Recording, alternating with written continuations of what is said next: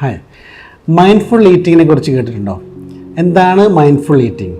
നമ്മൾ ഭക്ഷണം കഴിക്കുന്നത് അത് മനസ്സറിഞ്ഞ് അതിൻ്റെ ഭംഗി ആസ്വദിച്ച് ഇങ്ങനെ ഫുള്ളി പ്രസൻറ്റ് ഫോണുകളൊക്കെ മാറ്റി വെച്ച് ടി വിയിൽ നിന്ന് ഡിസ്ട്രാക്ഷൻ എല്ലാം ഒഴിവാക്കി ആ ഭക്ഷണത്തിലുള്ള ന്യൂട്രിയൻസ് എന്താണ്, കാർബോഹൈഡ്രേറ്റ് എന്താണ്, ഫാറ്റ് എന്താണ്, ഇതെല്ലാം മനസ്സിലാക്കിക്കൊണ്ട് അങ്ങനെ നമ്മളതിനെ ഭക്ഷണം കഴിക്കുമ്പോൾ അതിലുള്ള എല്ലാ ന്യൂട്രിയൻസും നമ്മുടെ ശരീരത്തിലേക്ക് എത്തുന്നു.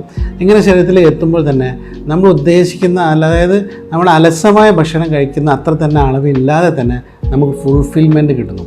ഇത് മൈൻഡ്ഫുൾനെസ് ഭക്ഷണത്തിൽ മാത്രമല്ല, എല്ലാ കാര്യത്തിലുണ്ട് ഈ മൈൻഡ്ഫുൾനെസ്. നിങ്ങൾ എക്സസൈസ് ചെയ്യുമ്പോൾ, നിങ്ങൾ നടക്കുമ്പോൾ, അല്ലെങ്കിൽ നമ്മൾ സുഹൃത്തിനോട് സംസാരിക്കുമ്പോൾ, അല്ലെങ്കിൽ നമ്മുടെ പങ്കാളിയോട് സംസാരിക്കുമ്പോൾ കംപ്ലീറ്റ്ലി നമ്മുടെ പ്രസൻറ്റിലാണെങ്കിൽ, ബി പ്രസൻറ്റ് എന്ന് പറഞ്ഞ് കേൾക്കാറില്ലേ, അങ്ങനെ പ്രസൻ്റ് ആയിരിക്കുമ്പോൾ അതിൻ്റെ കംപ്ലീറ്റ് ക്വാളിറ്റി അല്ലെങ്കിൽ കംപ്ലീറ്റ് റിസൾട്ട് നമുക്ക് കിട്ടുകയാണ്. അതേ സംഗതി നമ്മൾ ഭക്ഷണത്തിലേക്ക് കൊണ്ടുവരുമ്പോൾ അതിനാണ് മൈൻഡ്ഫുൾ ഈറ്റിംഗ് എന്ന് പറയാം.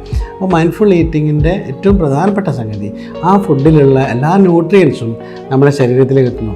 ഈ രീതിയിൽ നമ്മൾ മൈൻഡ്ഫുൾ ഈറ്റിങ്ങിലൂടെ ഭക്ഷണം കഴിക്കുമ്പോൾ നമ്മുടെ നറിഷ്മെൻറ്റ് പ്ലാനിലേക്ക്, നറിഷ്മെൻറ്റ് ജേണിയിലേക്ക് നമ്മൾ കൂടുതൽ അടുക്കുകയാണ് ചെയ്യുന്നത്.